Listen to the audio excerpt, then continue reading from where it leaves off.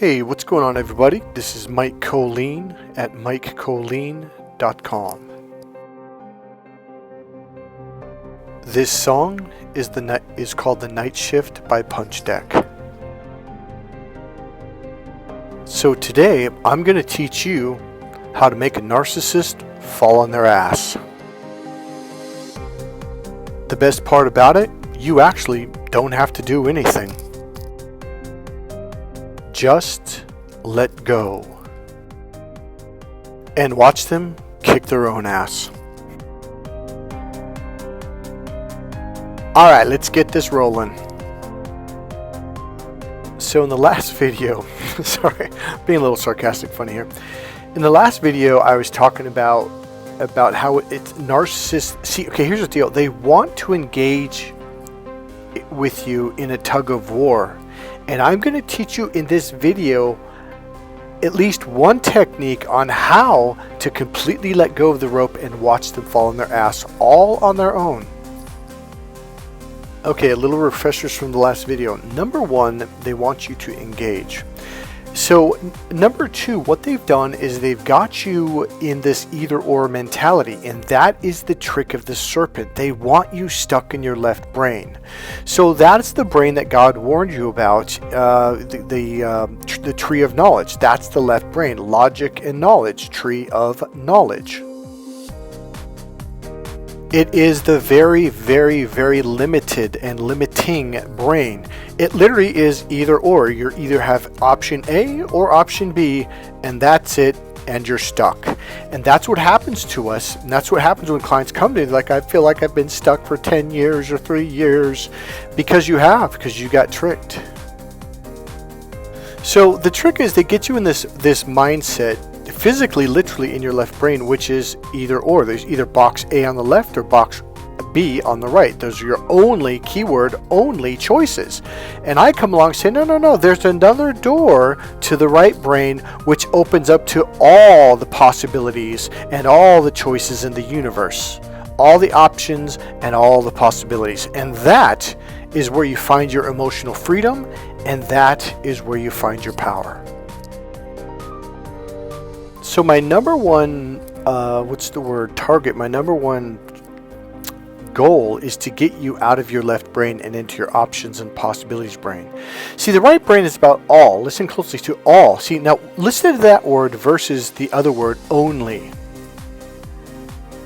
So remember from the last video, just before this one, narcissists tricked you to go into the either or brain. And they could say, well, you're either nice or you're mean. You're either an angel or you're not. You're either spiritual or you're mean. So you can only be either or, either A or B. You can't be both. Well, the right brain is all about all the options. It's about and both, plus and more. Here's one of the methods we do to get you to open up. And this is how you let go of that rope. So when they pull, you let go and they fall on their ass. So narcissists want to get you into this argument of either or, and they think it's funny. They think it's fun. So here's how you get out of it. Agree. And then look at their face. They're like, oh, like you just let the air out of their balloon, or you let the air out of their tires. Like, oh, like they lose all their energy. And that's the point. You guys are so going to like this video. So there's a book I want you to read. It's called When I Say No, I Feel Guilty by Manuel J. Smith, PhD. Manuel J. Smith, PhD. And the book's called When I Say No, I Feel Guilty. So you guys know how I talk about that artery in the lower reptilian brain inside your brain, how it controls the blood flow to your larger left and right brain? Well, in this book on page 13, at least the one that I have, it talks about how it will so if you're in like a fight or flight or fear state, it will shut this artery down, narrowing it and thus rerouting the blood to your skeletal muscle systems. Now I'm using his words right now, Dr. Manuel J. Smith. And it reroutes it from your brain, or your skull, I should say, and also your intestines, because you have the most blood in your body is actually in your intestines. Most people don't know that. your digestion system takes up the most energy of anything in your body, including your legs. So here's my point. There's a lot of blood being used and inside your gut/intestine area, and also in your brain, in your skull. So it reroutes that blood and pushes it into your muscles and your legs and your arms and your chest and your back, so you can be strong for fight or flight. When that artery shuts down, it now puts you in the lower reptilian brain, and now you're on the instinctual brain. There's no consciousness there. There's no awareness. There's no thinking. There's no processing, not even logical processing. It's just instinctual fight or flight. React, react, react. So in my training, what I do with everybody is get them out of that brain into the larger human brain, especially the right brain. So when you're in this fight or flight system, when that artery narrows, it puts you in the external system. Now you are looking outside of your body. You're looking for danger. Whereas when you open up to the right brain, your awareness comes back inside you and connects with your radar system. And that is what keeps you safe. Because the fight or flight system will literally lock on to one target, okay? So when you're in that lower reptilian brain, it gets rid of all awareness, not just visual, but auditory, kinesthetic, emotional, and also gustatory and olfactory, meaning smell and taste. So here's the thing, when you open up to your right brain, this is your power brain. It's because when you open up to this brain, not only are you open to higher intelligence, meaning your own system, your own brain, every memory that you had, you are also open to your left brain and your lower reptilian brain. And now you have all these systems turned on and they're connected fully to each other, and they're all working at the same time. Now you can access information like this. So what the narcissist does, when they use all the, especially gaslighting, it's one example, their goal by using a lot of fear tactics, especially gaslighting, is to put confusion and doubt, because that puts you in a state of fear, and that will shut that artery down and thus put you in your lower reptilian brain, and now they can mess with you and play games with you.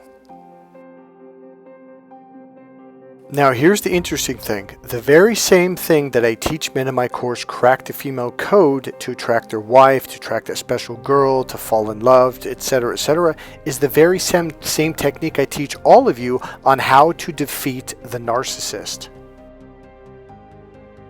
Now here's the even more interesting thing. It teaches you how to open up to love. Have you ever heard that love is the greater power? It is by far, literally, I forget, there was a study done, and they were generally getting the energy from your forehead, your thinking brain, versus your heart area. The heart area, and I don't remember the numbers, but it was something like the brain was something like, I don't know, 165 BTUs or something like that, or 1,600. And the heart area was something like 350,000 BTUs of energy or something like that. Again, I don't know the numbers, but the difference was outrageous. It was outstanding. So when you're coming from your thinking brain, you are literally limited to a very, very small amount of information, and it processes everything through option A or option B, and those are the only options you have, and that is why you feel stuck. I had 2 clients this weekend say that to me. Is like, I feel like I've been stuck for years and I don't know how to get out of it.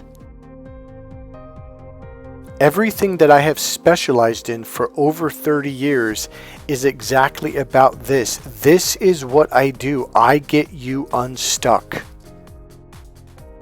And how I do it is by conditioning these techniques in you and teaching you these techniques on how to get better and better at opening up to your right brain and your entire system.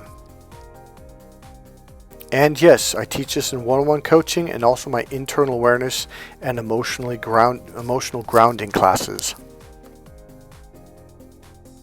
Okay, so I'm going to paraphrase some of the stories that Dr. Manuel Smith. Now, I haven't even read that book in probably 20 years. I've read it about 3 times, but just so if I'm a little off, just don't be too picky.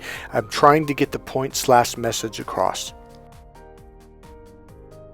So essentially, he was doing this things for years, the Peace Corps, and he would get these high school kids where the year before they'd go to college, instead of going to college, they would do the Peace Corps for 1 year. And so they would sign up and they would go with him to other countries, poor areas like Latin America or Africa or wherever.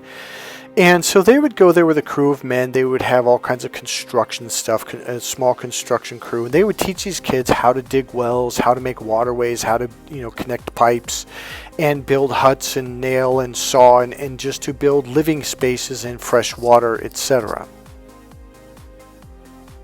So for the first 2 weeks, the kids were really enthusiastic. They were really having a lot of fun. It made them feel good to help other people and to do all this good stuff.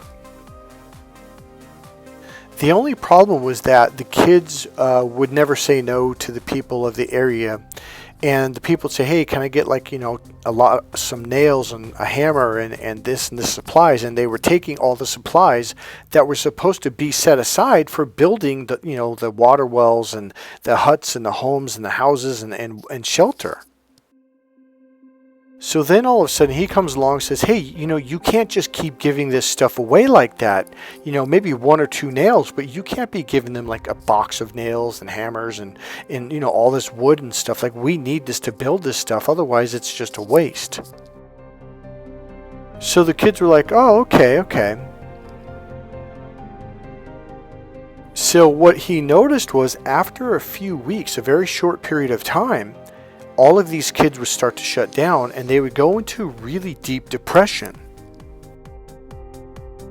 They went from enthusiastically getting up early in the morning, jumping out of bed, going out to help people, to now all of a sudden they're depressed, they're not wanting to get out of bed, they're not eating as much, they don't have the energy, enthusiasm, and they essentially don't want to do it or even be there anymore. So he did some investigation into this. Now, I'm sure he didn't figure it out the first time, but he eventually figured out, and what it was these kids, they didn't know how to say no without feeling guilty. Sounds familiar, doesn't it? You little empathy, you. I know, I know you've had this problem, because I know I had a long time ago, until I learned this. Now, I remember Tony Robbins teaching a version of this, and then we went to these NLP trainings and they taught it to us, and I was like, that's not going to work, and I didn't really. But here's what the technique is. So he goes along and says, look, the goal is, when you say no to someone, if they get mad or angry, or they say, "Oh, you're a jerk," or "You don't care," if they say something like that, instead of fighting back. Now, here's the deal. It's like a rope. It's like a tug of war. They're pulling on it, saying, "Yeah, you're a bad person, you're a jerk, or you're a bad name." And what you do is you try to pull back and say, "No, I'm a good person, and now it causes this tug of war. And this is what caused the kids to feel powerless over a period of time. And that's one thing I think he says in the book, is they just shut down over a period of time. And I don't know if he used the word powerless, but it makes you feel powerless, because what happens is that artery starts to narrow, and that's when you feel powerless. Like you can go years, decades, feeling like you have no control of your life. You need someone else to help you and all this stuff. And that's not true. It's the artery's narrow. That is literally all it is. Once you open that artery, all of a sudden, boom, the power engine's turn on, and you have access to all this knowledge, information, ability, and you become free emotionally to ask questions, to ask for help, to do this, to do that. And if right now, I can't ask for help, that's because that artery's narrow. So when that artery's narrow, you are literally in your fight or flight brain, which causes constant anxiety, constant panic attacks. Oh, here's the deal. I've dealt with people, and I went through it for a long time. I tried everything until I learned how to open that artery. I even tried the antidepressants, the anxiety pills. It just didn't work. It was temporary at best, and whenever I tried to get off it, the anxiety would come right back. Well, it's because I didn't know how to open that artery. In fact, none of the doctors even knew what this artery was or how to change it. So when you're living with that in that fight or flight brain, with that artery narrow, you're in a very toxic environment, and that starts to build up inside chemically in your brain, in your guts, and in your chest, and your heart, etc. Like, these chemicals are toxic. That fight or flight was only supposed to be for when you were getting attacked, okay? And then afterwards it just opens back up and you just go back to living. But in the new human era, where we have, machines and buildings and cement jungles, cement cities, all of a sudden we're in this fight or flight constantly. So here's how you get out. So he would say that, okay, so he was a professor at some point, probably before this and after that. And he said, sometimes you get these young 18, 19-year-old kids, and they would smart off, and they would say really mean, rude things. Again, I'm paraphrasing because I do not remember the book exactly at this point. So here's the deal. Somebody would smart off and say, some kid would say, yeah, those pants make you look a little bit effeminate. And so here's what he says. Instead of disagreeing, saying, no, I'm not effeminate at all. See, because now you're trying to say, I'm a good person, I'm not this, I'm not that, I'm good. And that's what empaths do. That's what all of us that got caught up with narcissists do. And this is how you get caught up. Here's how you get out. So he goes, I would look at my pants and I'd look at the kids and say, you know what, these are pretty kind of effeminate pants, aren't they? They do make me look a little bit effeminate. And the whole room went from about to laugh to, oh. So instead of disagreeing, you agree with them. By doing that, you take the thunder out of their lightning. So when they strike, there's no boom. And watch them, look at them, and they'll be like, oh, okay. Like, they just kind of like, they literally get deflated.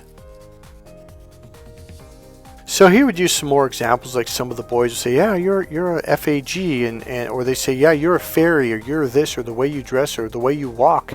And he would turn around and say, you know what, you're right. Now that I think about it, the way I walk is kind of makes me kind of look like I'm an FAG, or a GAY. I'm sorry I'm doing that, but we're so sensitive on using words. I'm not trying to be offensive to anyone. It's just this teacher would literally say, I would just agree with them. He'd say, yeah, you know what, the way I walk is a little bit fairy, isn't it? Or a little effeminate, isn't it? And it would completely shut them down. And then if they kept trying different things, he would do the same thing, do the agreement frame, and say, yeah, I guess I am a little bit that, aren't I? It would just completely shut them down, and then the other kids in the room would start laughing at the kids or kid that's trying to make fun of them. So what I hear from a lot of my clients is like, Michael, I'm trying to reason with them. I'm trying to get along with them. I'm trying to get them to be nice to me. And I'm just like, that's a waste of time. You're not dealing with normal human beings. Instead, just say, yeah, you're right. I am a jerk. I am a bad person. I don't even know why you talk to me. And then they'll be like, oh shit, that didn't work. So when I first heard this, it was from Tony Robbins, and he did a display up on stage, a physical display, which I'm going to share in a moment to help you understand it even more. But when I first, I'm not going to agree that I'm a bad person when I didn't do nothing wrong, and because I didn't understand it. But I remember the first time I did it, I didn't care. I was like, yeah, you're right, I'm a bad person, I'm a jerk, yep. And the person went, oh, okay. And I was like, wait, what? And here's the really weird thing. It literally felt like my solar plexus, like something was attached, completely let go. So maybe it just relaxed is what it did. But the real thing was them. They just got deflated. And I went, oh, I see how this works. And all of a sudden, my whole understanding and outlook on doing this completely shifted. I was like, oh, I see why we're doing this. Because all of a sudden, they're the ones that get deflated. So Tony Robbins did something called what he calls verbal judo, right?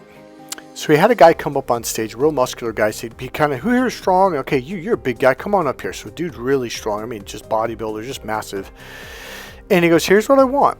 I want you to pull me." So this is the tug of war thing. He goes, "We're gonna hold hands, both hands crossed, and we're gonna see who's stronger." And the guy goes, "Okay." So he goes, "When I say now, I want you to pull me as hard as you can, even if you think you're going to pull me onto the ground." He goes, "Are you sure?" He goes, "Yeah." He goes, "Trust me." He goes, "All right."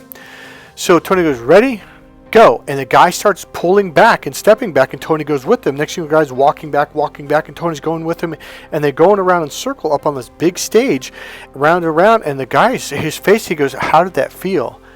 And the guy goes, I feel like I had no strength. He goes, yes, because I'm going with you. It makes you feel powerless. Now, it doesn't make you, the person going with it, powerless. It makes the person jerking you around like the narcissist feel powerless. Now, if they keep coming around and you keep doing the same thing, they're not going to come around anymore, because like, man, every time I get around this person, I feel so weak. I feel powerless. I feel like I have no power. And their whole thing is all about having power over you. So when you go with them and whatever they say, this verbal judo thing or jujitsu thing, they feel powerless. After a while, they're not going to want to be around you. They're going to be like, yeah, I got to go somewhere else. Your whole mentality will shift. You're going to start grinning at these people. You're literally going to start laughing. You might even start smiling out, just outright smiling and just being, oh my God. And you can see it like, yep, all of a sudden they have no power over you. All right, so here's my former kickboxing coach and cut man, Jacob Stitz-Duran. He's actually really, really famous in the fight world, like super famous. So when I was getting ready for this national title fight, it was either that or it was one for the #1 ranking. It was the last 5 days before the fight, and I came into the gym, and he was just going to pad me out with the hand pads. And I'm throwing punches, and I felt super weak. Now, when you're getting ready for a fight, you got to cut weight for like 6, 7, 8 weeks.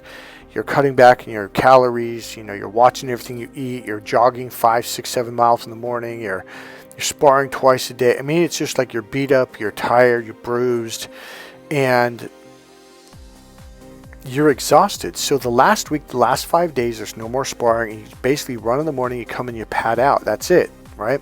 So you're trying to regain your strength a little bit before the fight. And what happened was he wasn't resisting with the pad. So he goes, come on, Mikey, like 1, 2, 3. And I'm like, 1, 2, 3, and I felt so weak.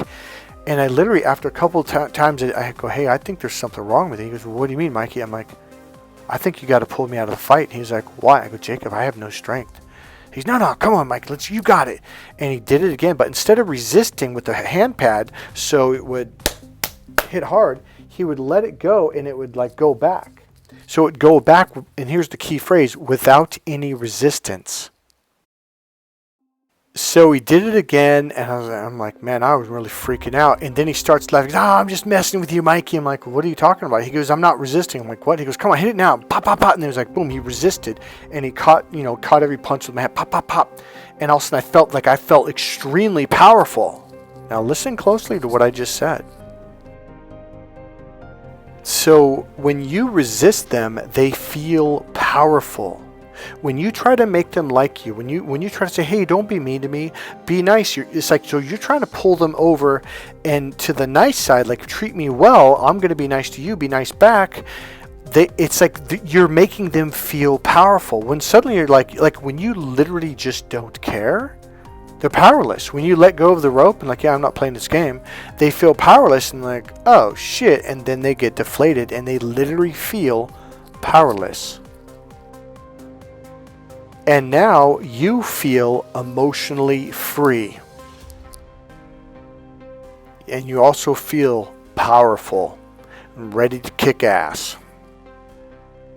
I've wanted to throw this video in somewhere for a long time. I'm going to give you a little clip, but I'm going to eventually upload it all by itself. Somebody finally sent me a video of me sparring with Randy, who was a North American national champion, American national champion, I think European national champion. He had the European belt, or world champion, sorry. Now, we're at the very end of training for about 8+ weeks. We're exhausted, tired, and we're going really light, but I thought it would be really cool because this is about 4 or 5 days, or about 6 days before his fight. And I think I fought on that card too. I'm not sure about that. So Randy's on the right. I have the white t-shirt on with the big headgear. And this was Jacob Stitz-Duran's first school, American School of Kickboxing, ASK. We were all undefeated for the first 2 years.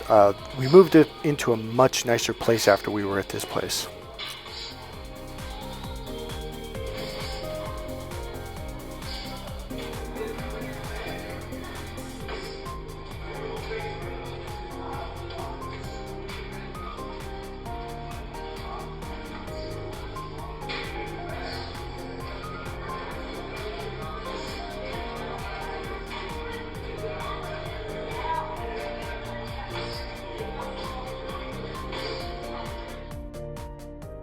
So those are my glory days. It was a really good time back then. Met a lot of really important people, and a lot of people had a huge impact on my life.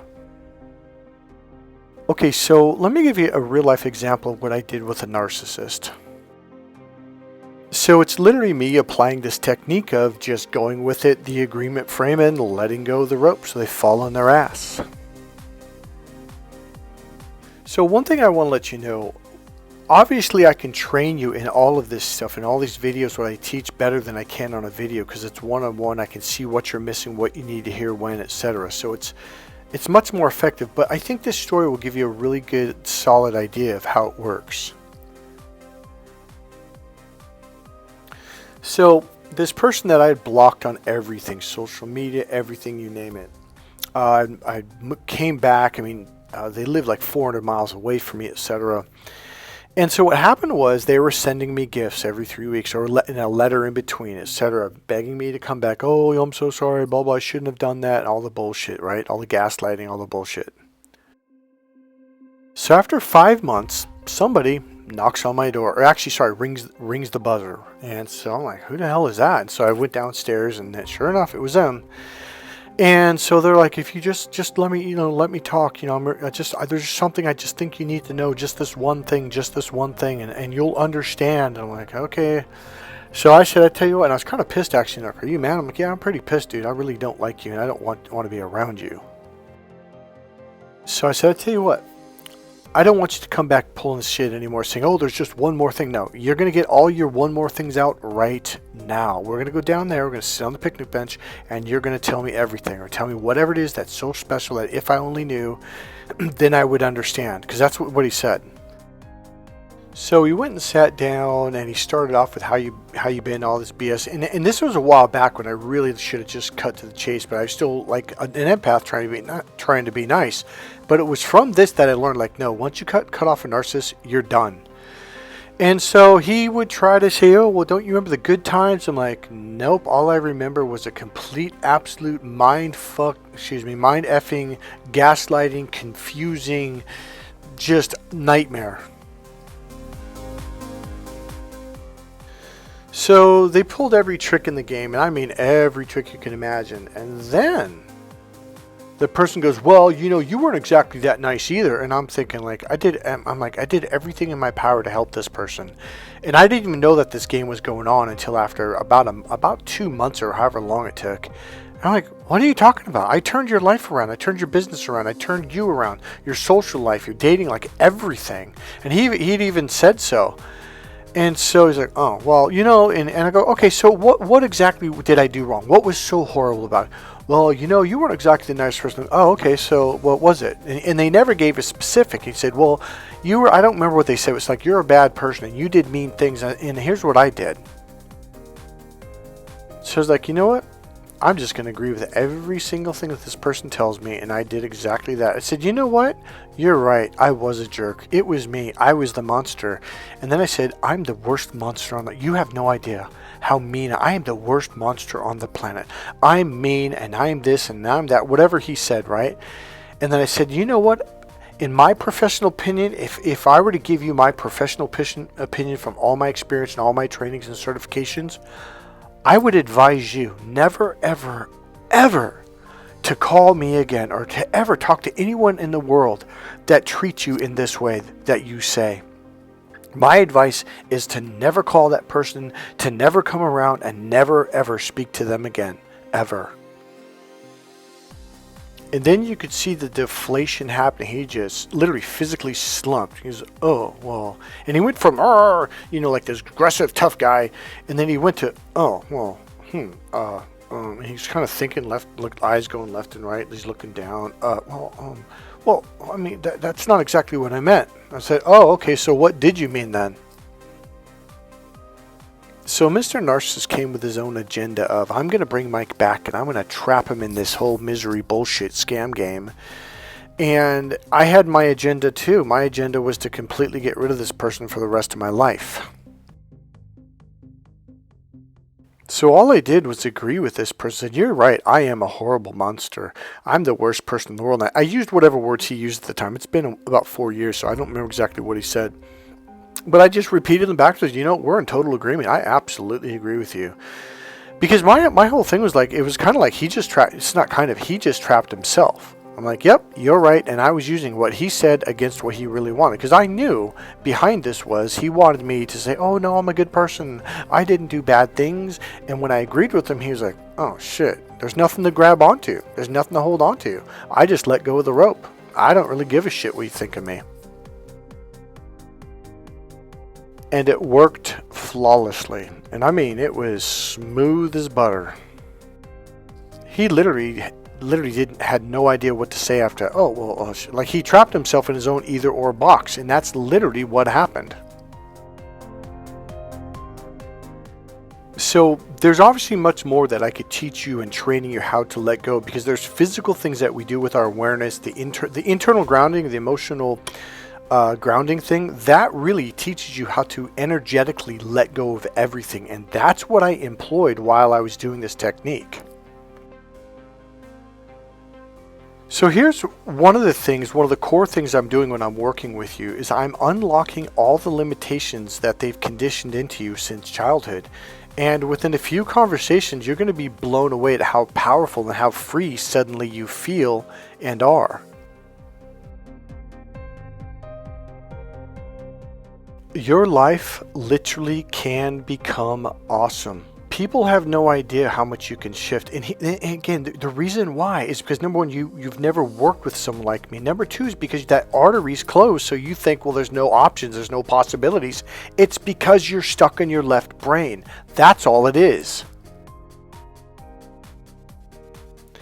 Hey, this is Mike Kollin, MikeKollin.com. God bless you guys. Thank you for listening. If you like this video, go ahead and click subscribe, click the like button, go ahead and make a comment, and if you want, go ahead and make a donation. There's a PayPal donation link right there in the description box below the video. God bless you guys. I'll see you in the next video. Bye.